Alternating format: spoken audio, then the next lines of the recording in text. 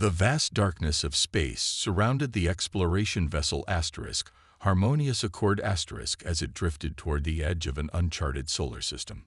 Inside the ship's main observation deck, Chief Scientist Glecxy stood with his hands clasped behind his back, his four eyes fixed on the holographic display. "The signal appears again," said Kim-hyun, looking up from her station. Her skin shimmered with a soft blue glow as she worked. "Same pattern as before. It's definitely not natural." Taiwan nodded slowly. "How many times has it repeated now?" 17 cycles since we first detected it," said Hyun. "The Council wants answers." The Council of 12 species had ruled the known galaxy for over 3,000 years. In all that time, they had discovered 47 intelligent species. Each one followed the expected evolutionary path. Each one fit neatly into the Council's understanding of how intelligent life should develop. Until now. "Put the signal pattern on the main screen," said Taiwan. The air lit up with a dancing line of light. It rose and fell in strange, unpredictable ways. "Still no match in our database?" asked Taiwan. Hyun shook her head. "Nothing. It doesn't follow any pattern we've ever seen." The door to the observation deck slid open. Park Jae-ho, the ship's security officer, walked in with heavy steps. His thick gray skin was marked with the red stripes of his rank. "We're getting closer to the source," said Jae-ho. "The third planet from the star. Scans show it's teeming with life." "And the signal?" asked Taiwan. "Coming from all over the planet," said Jae-ho. "They're broadcasting it into space." Taiwan felt a chill run down his spine. A whole planet sending messages into the void. Looking for someone. Looking for them. "Show me the planet," he said. The holographic display changed. Now it showed a blue and green world, wrapped in swirling white clouds. It looked peaceful from space. "Life readings?" asked Taiwan. Hyun tapped on her screen. "Billions of different species, and one dominant intelligent species. They call themselves humans." "What do we know about them?" asked Taiwan. Jae-ho stepped forward. "That's the strange part. They shouldn't exist." Taiwan turned to face the security officer. "Explain." "Our scans show they've survived at least 5 major extinction events that should have wiped them out. Their evolution doesn't follow any pattern we've seen before. They've advanced despite constant war, disease, and natural disasters." "Impossible," said Taiwan. "Evolution follows rules." "Not for them, it seems," said Jae-ho. "The Council is concerned." "Of course they were," thought Taiwan. "The Council liked order. They liked things that made sense. These humans already didn't make sense." "I want to see them," said Taiwan. Hyun nodded and tapped her screen again. The display changed to show images captured from orbit. Humans moved about in cities of metal and glass. They drove vehicles that belched smoke. They gathered in huge crowds and tiny groups. They appeared to be talking, laughing, fighting, and building all at once. "They're so chaotic," whispered Hyun. "What's their technology level?" asked Taiwan. "Early space exploration," said Jae-ho. "They've reached their own moon and sent unmanned probes to nearby planets, but they haven't achieved faster than light travel yet." Taiwan watched as the images showed humans building massive structures, then tearing others down, creating art, then destroying it, making peace, then waging war. "I don't understand," he said. "How can they advance when they keep fighting themselves?" "That's what we need to find out," said Hyun. "I think we should make contact." Jae-ho's head snapped around. "The Council expressly forbids direct contact without extensive study. These humans could be dangerous. All the more reason to understand them," said Hyun. Her voice grew excited. "Don't you see? They're different. They could teach us something new, or they could destroy everything we've built," said Jae-ho. Taiwan kept watching the images. A human child played in water, laughing. Nearby, humans in uniforms trained with weapons.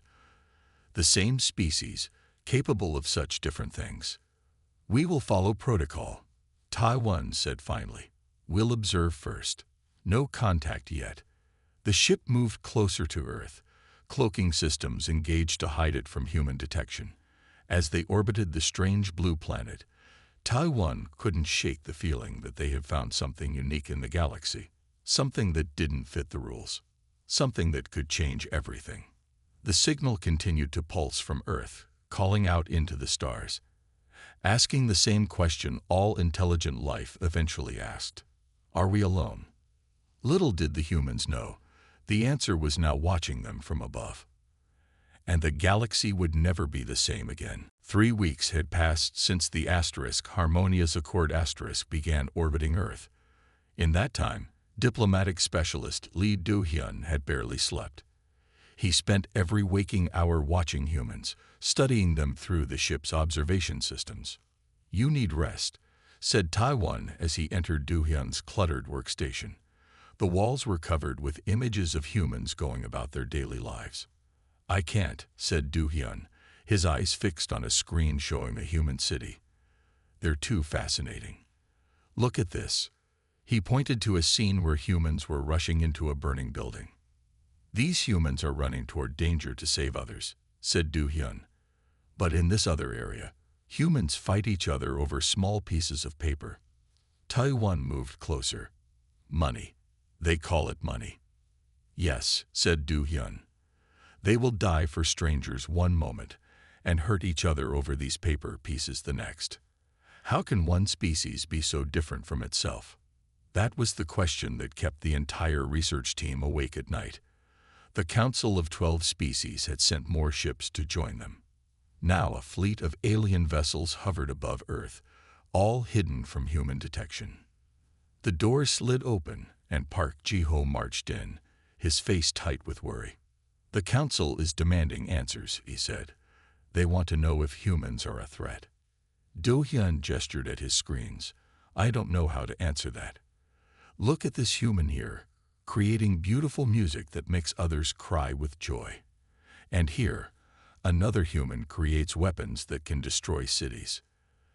That's exactly what worries the Council, said Ji-ho. No other species we've encountered is so split in their nature. All other intelligent life evolved toward either perfect logic or perfect empathy. These humans have neither, and both at once. Taiwan nodded slowly. They cooperate in ways that defy belief, building global systems that connect them all. Yet they compete so fiercely, they risked destroying themselves. On the largest screen, they watched humans in a laboratory. The humans bent over complex equipment, working together to solve problems. Their creativity is remarkable, said Do-hyun. They approach problems unlike any species I've studied. When faced with obstacles, they don't just follow one path of thinking. They try many paths at once. Ji-ho crossed his arms. That makes them unpredictable and dangerous. Or valuable, argued Do-hyun. Imagine what the galaxy could learn from a species that thinks so differently. A new alert flashed on the main screen. Choi Sunma, one of the xenobiologists, had sent a report from her observation post. She had been monitoring human scientists. What does Sunma say? Asked Taiwan. Do-hyun read the report quickly. The humans are advancing faster than we predicted. They've begun theorizing about concepts close to our own faster than light drive. They're putting pieces together that took other species centuries to discover. Ji-ho's face darkened. We should recommend containment to the Council. Keep them isolated until we understand them better. Or worse, they understand us, muttered Taiwan. Do-hyun stood up suddenly. Wait, look at this. He pointed to a new image. A human child was helping an elderly human cross a busy street. Nearby, other humans rushed past without helping. See, said Do-hyun. The same situation, the same species, completely different responses. It's as if each human is its own species with its own rules. Taiwan felt a chill. The human equation. What? Asked Ji-ho. Something I've been thinking about, said Taiwan. Every species we know evolved to be consistent. Our people always choose logic. The Morellians always choose emotion. But humans choose everything and nothing. Finished Do-hyun. They contradict themselves constantly yet still function. That should be impossible. An alarm blared through the ship. All three of them froze. What's happening? Asked Do-hyun. Jai-ho rushed to a terminal. It's impossible. A human signal just matched our communication frequency. They're scanning directly at our position. Taiwan felt his heart's race. They can't see through our cloaking technology. Apparently they can, said Jai-ho. Or at least, they suspect something is here. They're sending directed signals right at us. On the screen, the signal pattern appeared. It was simple, just repeating numbers. What do we do? Asked Do-hyun. Taiwan looked at the humans on the screens. So dangerous, so fascinating. A species that shouldn't exist according to everything they knew about evolution. We follow protocol, he said. We report to the council. No contact until authorized. But as they watched the signal continue to pulse toward their ship, they all knew that contact might not be their choice to make. The humans were looking up at the stars. And somehow, impossibly, they were beginning to see what was hiding there. Choi Sun-mi knew she was breaking every rule in the council handbook. As the ship's chief xenobiologist, her job was to observe and report. Never to interfere. Never to make contact. But here she was, sitting across from a human. Would you like more tea, Dr. Choi? Asked Dr. Min-ho Kwon. The human scientist sat calmly in his office at the research center. Outside the window, snow fell gently on the mountains. Yes, thank you, said Sun-mi. Her human disguise felt uncomfortable. The fake skin itched. The two legs felt unbalanced. But it worked. Dr. Kwon saw only what appeared to be a visiting scientist from overseas. Your theories about quantum communication are fascinating, said Dr. Kwon as he poured the hot tea. But I'm curious why you sought me out specifically. Sun-mi took a careful sip from the cup, analyzing the liquid with sensors hidden in her mouth. Your paper on faster-than-light information transfer caught my attention. Your math almost solves the problem. Dr. Kwon laughed.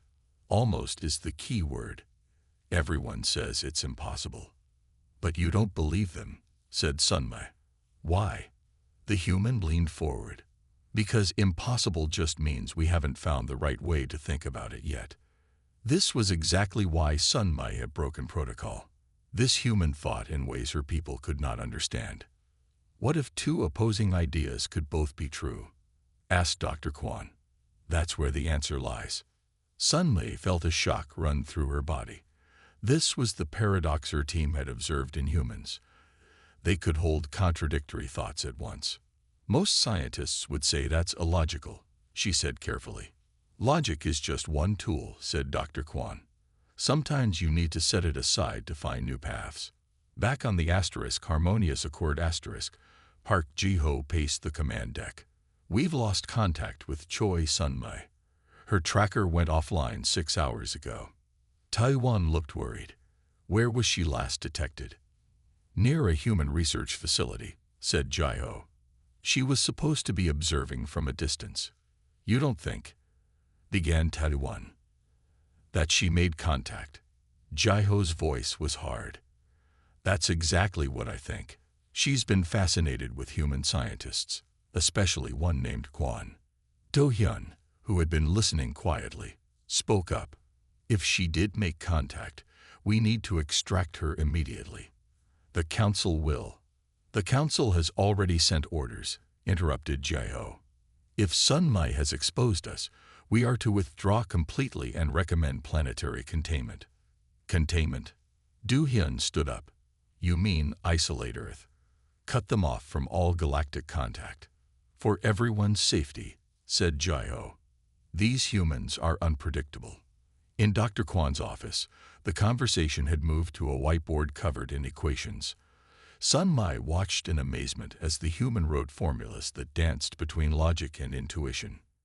You see, said Dr. Kwon, If we accept that the particle both exists and doesn't exist until observed, we can use that state to transmit information instantly. But that violates causality, said Sunmei. Dr. Kwan smiled. Only if time flows in one direction. The ideas were so strange, so beautiful. No council species would think this way. They followed rules. Humans broke them to find new ones. Dr. Kwan, Sunmei said slowly, what would you say if I told you humans think differently from other intelligent beings? I would say that's obvious, he replied. We don't even think the same as each other. That's our strength. Sunmei made a decision. She reached up and touched a hidden button on her neck. Her human disguise flickered, revealing her true form for just a second. Dr. Kwan's eyes widened. He stepped back, bumping into his desk, but he didn't scream, didn't run. You're not human, he said simply. No. Are you here to harm us? No, to study you. Dr. Kwan took a deep breath. Then, remarkably, he smiled. I always hoped we weren't alone. Before Sunmei could reply, her emergency communicator buzzed. She touched it and heard Jaiho's angry voice. Sunmei, return to the ship immediately. The council has ordered withdrawal. Dr. Kwan could not hear the message, but he saw Sunmei's expression change. You have to leave, he guessed. Yes, my leaders fear humans. They don't understand you. Because we're dangerous. Because you're impossible, said Sunmei. Your minds shouldn't work the way they do. You shouldn't exist according to our understanding of evolution. Dr. Kwan nodded slowly. The greatest discoveries often begin with "that's impossible." As Sunmei prepared to leave, she knew the galaxy would never be the same. The human paradox had been revealed. And soon it would roar across the stars. The council chamber was silent. 12 representatives from the ruling species sat in a half-circle, their faces showing various forms of shock and concern. In the center of the room, research team leader Kang Dae-sung stood beside a holographic display of Earth. In conclusion, said Dae-sung, humans represent an evolutionary branch unlike anything we have ever encountered. The head counselor, a tall being with gray skin and 6 limbs, leaned forward. Explain this human paradox again. Dae-sung took a deep breath. Every intelligent species we know evolved toward either perfect logic or perfect empathy. The logical species, like mine, removed emotional interference from decision-making. The empathic species, like the Morellians, developed perfect emotional understanding. And humans? Asked the head counselor. Humans evolved along both paths simultaneously, said Dae-sung. They are both highly logical and highly emotional. They can use advanced mathematics while feeling deep compassion. They can plan long-term strategies while acting on impulse. That should be impossible, said another counselor. Such cognitive dissonance would cripple a developing species. Yet it hasn't crippled them, said Dae-sung. Instead, it has given them unmatched adaptability. Humans can hold completely contradictory thoughts in their minds without breaking. They can believe in absolute truth while accepting uncertainty. They can love and hate the same things. Evolutionary theorist Yang Ju-hyun stepped forward. She had been studying human development for weeks. Their evolution defies our models, she said. Their planet experienced rapid, unpredictable changes that forced them to adapt quickly. When logical planning failed, they used emotional intuition. When emotions led them astray, they applied logic. Are they dangerous? Asked the head counselor. Before Dae-sung could answer, Park Ji-ho spoke from the edge of the room. Extremely dangerous. They wage war on themselves constantly. If they had our technology, they would be unstoppable. That's not fair, said Sunmei, who stood nearby despite being under investigation for her unauthorized contact. Humans also show incredible kindness and cooperation. They build as much as they destroy. That's exactly what makes them dangerous, said Jaiho. They're unpredictable. The council members looked at each other nervously. A species that didn't follow the rules of evolution was a threat to their understanding of the universe. We should vote now, said the head counselor. All in favor of isolating Earth while we study this human paradox further. 10 hands rose. Only 2 counselors voted against isolation. It is decided, said the head counselor. Earth will be contained. No contact allowed. Back on the observation ship, Taiwan received the council's orders with a heavy heart. He looked at the screens showing Earth, still unaware of the galactic community that had been watching them. We're really going to leave? Asked Do-hyun. Just when we've discovered something so important. Council orders, said Taiwan. All ships will withdraw to the outer system. Monitoring stations will be set up to ensure humans remain isolated. Do-hyun shook his head. It feels wrong. Humans deserve to know they're not alone. Some council members fear what will happen when humans join galactic society, said Taiwan. Their thinking is too different, too disruptive. On the other side of the room, Sunmai sat alone. She had been removed from her position after her meeting with Dr. Kwon. Did you tell him about us? Asked Taiwan, approaching her. About the council. No, said Sunmai, but I showed him my true form. He wasn't afraid. He was happy. Happy to meet an alien who had been spying on his planet. Taiwan sounded doubtful. Happy to know they weren't alone, said Sunmai. His first question wasn't about our technology or weapons. It was whether we had come to harm them. What did you tell him? The truth, that we came to study them. Taiwan sighed.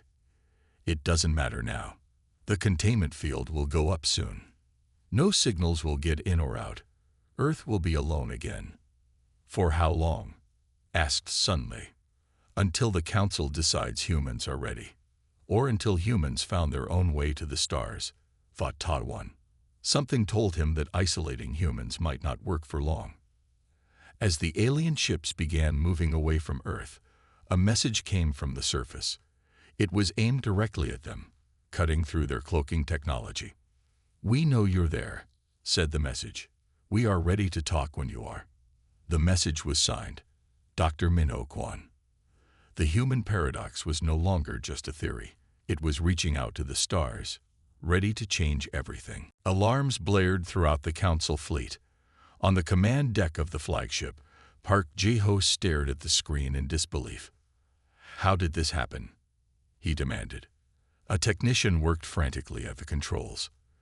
The cloaking system on Research Vessel 3 failed. They were visible to Earth telescopes for 7 minutes. Ji-ho slammed his fist on the console. 7 minutes is all they needed. The screen showed images from Earth news channels. Blurry photos of an alien ship filled the screens. Humans everywhere were talking about the same thing. They were not alone. Taiwan entered the command deck, his face grim.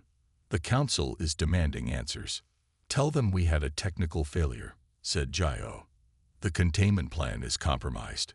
On Earth, Dr. Min-ho Kwon stood before a room filled with world leaders and military officials. Behind him was a large screen showing the alien ship photos. The beings I met are not hostile, he said calmly. They have been studying us, learning about us, spying on us, said one military officer. Yes, agreed Kwon, but not to harm us. They find us puzzling. Why? Asked a world leader in the front row. Because we think differently than they do, said Kwon. They evolved to be either fully logical or fully emotional. We are both. In orbit around Earth, the Council fleet held an emergency meeting. Ambassador Yoon Jin-woo had just arrived from the Central Council world. He was known for his diplomatic skills. We must establish communication, said Jin-woo. The humans know we exist now. Silence will only make them fear us. Fear is appropriate, said Ji-ho. They should fear what they don't understand. Or seek to understand it, argued Jin-woo. That's what intelligent species do. Sunmai, who had been allowed to attend the meeting despite her previous rule-breaking, spoke up. The human I met, Dr. Kwon, is already speaking to his leaders. He's telling them about us. What exactly does he know? Asked Jin-woo. Only what he saw, said Sunmai. That we exist. That we are different from humans. Nothing about the Council or our technology. Jin Wu nodded slowly. Then there's still a chance for proper first contact. We can shape how they see us. The Council ordered containment, reminded Jiao. The Council didn't plan for a cloaking failure, said Jin Wu. We need a new approach. While the aliens debated, humans took action. Across Earth, radio telescopes turned toward the sky. Messages in every human language beamed into space. We see you. We come in peace. Please respond. Inside his lab, Dr. Quan worked day and night. He used what he had learned from his brief meeting with Sun Mi to create a device that could detect the alien ships. They're still out there, he told his team. Watching. Deciding. Back on the alien flagship, Jin Wu prepared a message. We will respond to the humans. A simple greeting. An acknowledgement that we exist. The Council won't approve, said Jiao. I'll take responsibility, said Jin Wu. Sometimes rules must bend before they break. Just then, a technician called out in alarm. Ambassador, we're detecting a strange energy signature from Earth. What kind of energy? Asked Taiwan. The technician's voice shook. It's similar to our faster-than-light drive. But that's impossible. Humans don't have that technology. All eyes turned to the main screen. From Earth's surface, a small object launched into space. It moved fast, faster than human technology should allow. It's a probe, said the technician, and it's heading directly toward us. How? Whispered Sun Mi. How did they develop this so quickly? Taiwan remembered Dr. Quan's equations on the whiteboard. The impossible math that somehow worked. The human paradox, he said. They think in ways we can't imagine. Jin Wu made a quick decision. Send the message now. Tell the humans we acknowledge them. Tell them we will establish formal contact. As the message transmitted to Earth, the human probe reached the alien fleet. It didn't attack. It simply broadcast a simple message in many languages. Hello from Earth. We are ready to join the galactic community. The silence of space was broken. Human voices reached out to the stars. And soon, those stars would answer. The human paradox had found its voice. Soon, it would roar. The landing pad had been built in just 3 days. It sat in the middle of a large field, surrounded by representatives from every nation on Earth. Dr. Minho Quan stood at the front, his heart beating fast in his chest. Are you nervous? Asked his colleague, Han Minji. Wouldn't you be? Replied Quan with a small smile. We're about to meet aliens. Above them, the sky shimmered. A ship appeared, seeming to come from nowhere. It was smooth and silver, with no sharp edges. It floated down gently and landed without a sound. For a long moment, nothing happened. Then, a door opened in the side of the ship. Ambassador Yoon Jin Wu stepped out, followed by Taiwan, Sun Mi, and 4 other aliens. They had decided not to use human disguises. The time for hiding was over. Dr. Quan recognized Sun Mi immediately. He stepped forward and bowed slightly. Welcome to Earth, he said. Jin Wu bowed in return. Thank you for your invitation.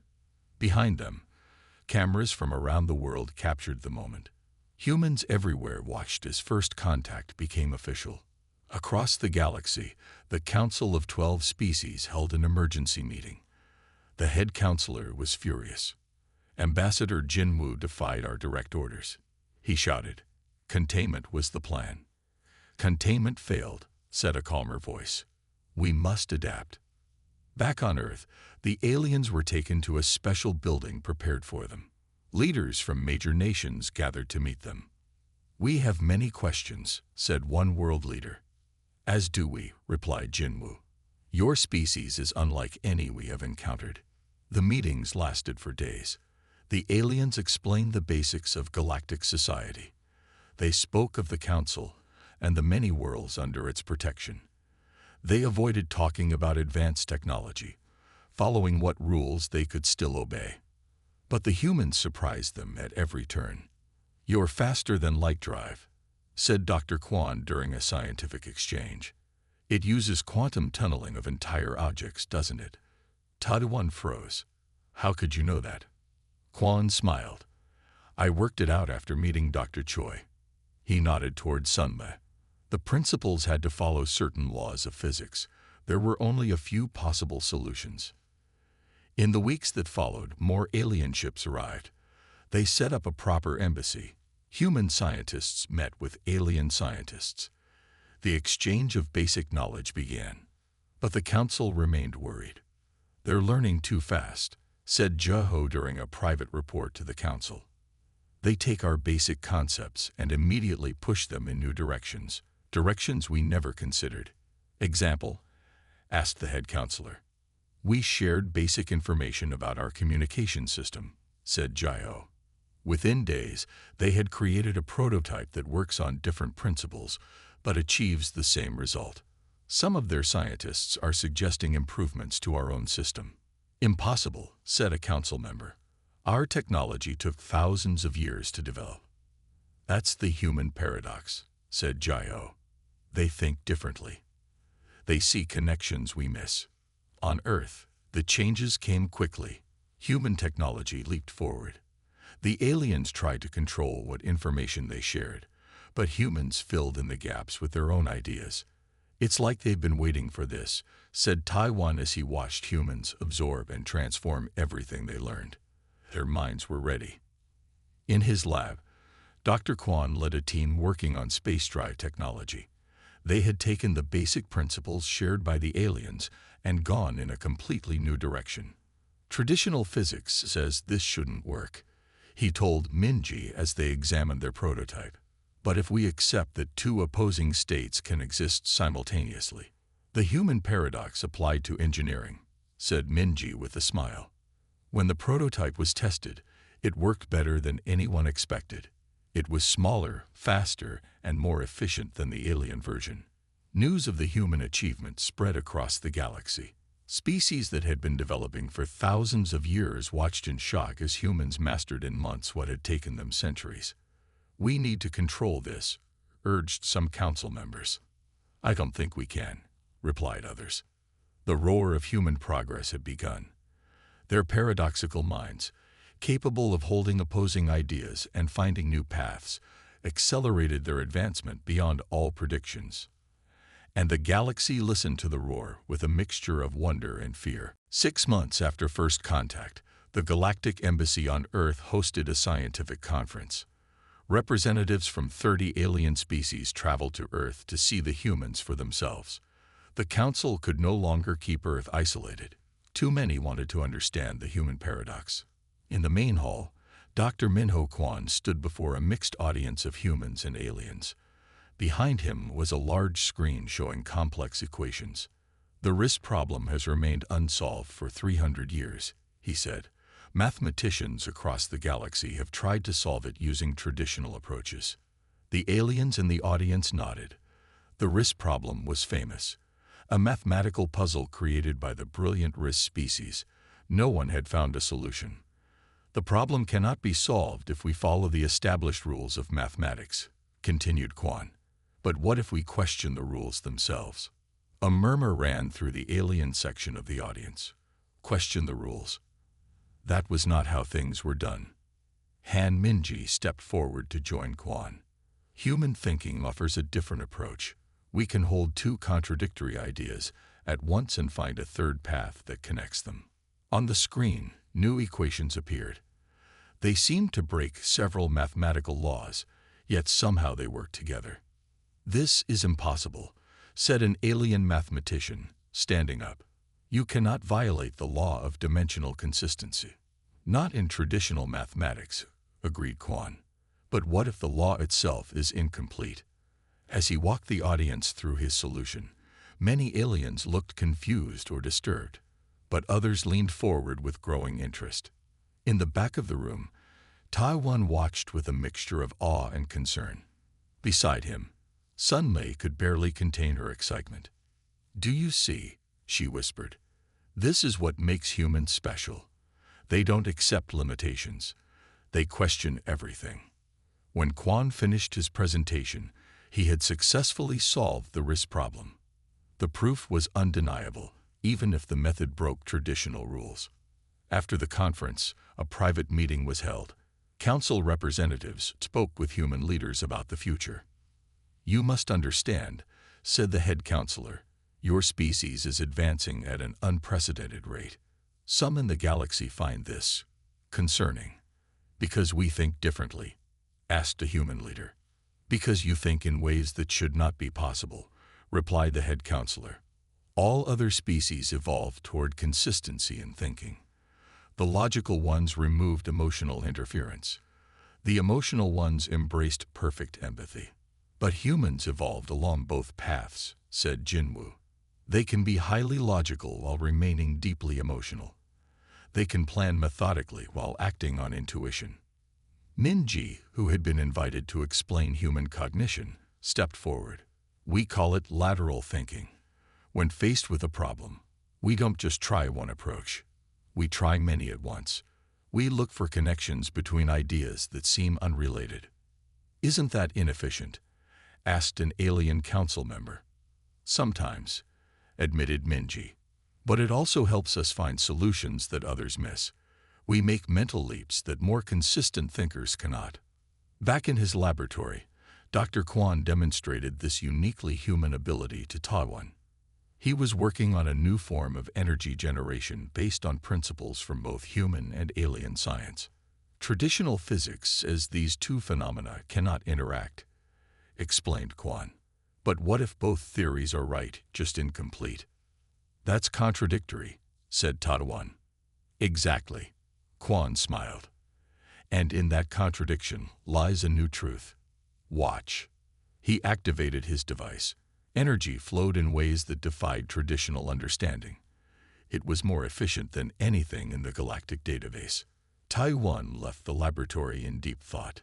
He found Sun Mai waiting outside. "Now do you understand?"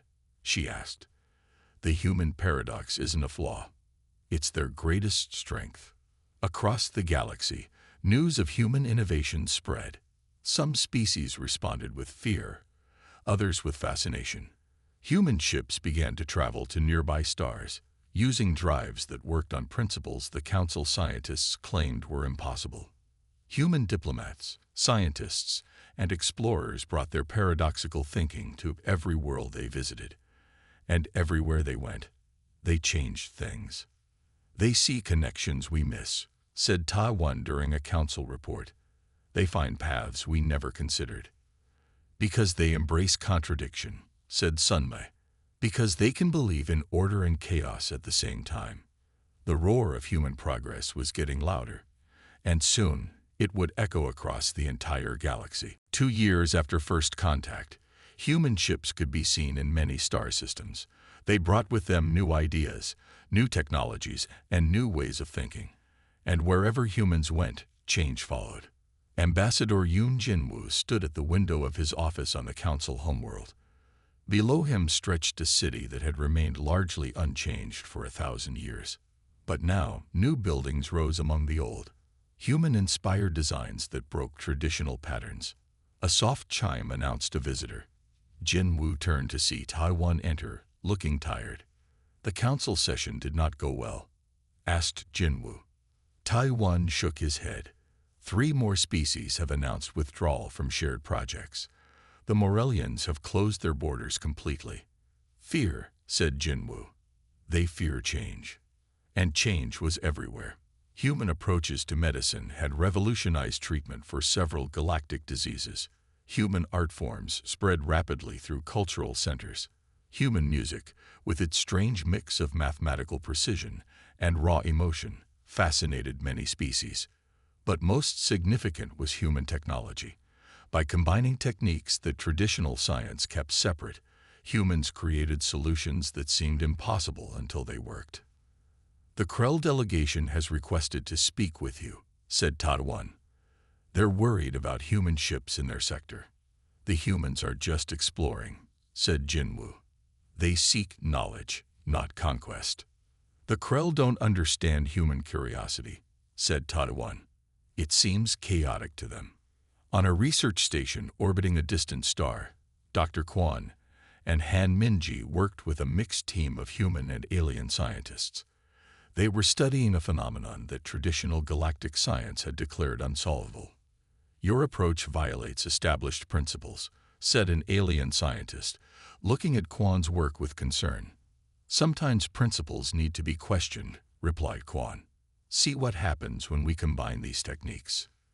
The results were undeniable. The human approach worked where traditional methods had failed for centuries.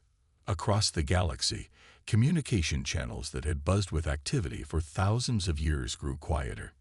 Many species turned inward, unsure how to respond to the rapid changes humans brought. Some embraced human ideas. Younger species especially found human thinking exciting and liberating. But older, more established civilizations struggled. The Galactic Library reports that requests for information have dropped by 60%, said Sun Mei during a meeting with Jinwoo. "Many species have withdrawn from knowledge sharing. They're afraid of what we're becoming," said Jinwoo. "Afraid of a future they can't predict." In deep space, a human expedition ship encountered a strange phenomenon. Traditional navigation systems failed. The ship's alien advisor suggested retreat. "We should go back," said the advisor. "This area is dangerous." But the human captain looked at the swirling chaos of space before them and saw something different. "There's a pattern here," she said. "Not a logical one, but I can feel it." Using a combination of advanced calculations and what the captain called gut feeling, they navigated the dangerous region and discovered a previously unknown star system rich in rare resources. News of the discovery spread. Human ships were now going places others feared to travel, finding things others had missed. Back in the council chamber, debates grew heated. "They're changing too much, too quickly," said one council member. "Our societies cannot adapt at this pace." "Perhaps we need to change how we think about change," suggested Jinwoo. But many weren't ready to hear this. More species began to withdraw from council activities. Some removed their ambassadors from Earth. Others banned human ships from their territories. The once constant communications of thousands of worlds grew quieter. The silence spread as species turned inward, trying to understand what humanity's paradoxical thinking meant for the future. Jinwoo watched it all with a mixture of sadness and hope. "They don't understand yet," he told Taiwan. "But they will." "How can you be sure?" asked Taiwan. "Because humans have taught me something important," said Jinwoo. "Sometimes when the old ways fail, you need a new perspective. The galaxy is silent now because it's learning a new language. And in that silence, human ideas continued to roar." 5 years after first contact, the neutral world of Nexus Prime hosted the most important gathering in galactic history. Representatives from all known intelligent species had been invited. Some had refused to come. Others watched from a distance, but enough had answered the call to fill the Great Hall. Bak Tawan, who had first discovered the human signal years ago, now stood on the speaker's platform. He had become the senior diplomat, respected by humans and aliens alike. "We stand at a turning point," he said to the gathered beings. "The silence that has fallen across our galaxy is not the end of communication. It is a pause, a moment of reflection." In the front row sat Dr. Minho Kwon and Han Minji, alongside Ambassador Jinwoo. They represented Earth in this historic meeting. "For thousands of years, the galaxy followed one path of development," continued Taiwan. "We believed intelligent life must evolve toward either perfect logic or perfect empathy. We created societies based on consistency and predictability." He gestured toward the humans. "Then we discovered a species that evolved differently. Humans developed both logical and emotional thinking simultaneously. Their minds can hold contradictory thoughts and find new connections, what we called the human paradox." Some in the audience shifted uncomfortably. Others leaned forward with interest. "At first, we feared this difference," said Taiwan. "Many still do. But today, humans offer a new framework for galactic cooperation." Dr. Kwon stood and moved to join Taiwan on the platform. The two had become friends despite their different evolutionary paths. "We don't ask you to become like us," said Quan. "We ask only that you consider a new approach, one that embraces diversity of thought rather than demanding consistency." He activated a holographic display showing a new type of galactic network. Unlike the old system that required standardized thinking, this one allowed for different cognitive approaches. In this new framework, logical species excel at some tasks, emotional species excel at others. And yes, paradoxical thinkers like humans contribute our unique perspective. Around the room, representatives from younger species nodded in agreement. They had been the first to embrace human ideas. The older species remained hesitant, but some showed signs of interest. Minji joined them on the platform. "For years, you've asked how humans evolved our paradoxical thinking. Today we can tell you." She activated another display, showing Earth's turbulent history. Our planet experienced rapid, unpredictable changes. We faced disasters that nearly wiped us out multiple times. To survive, we needed both careful planning and emotional resilience. We needed to adapt quickly and in contradictory ways.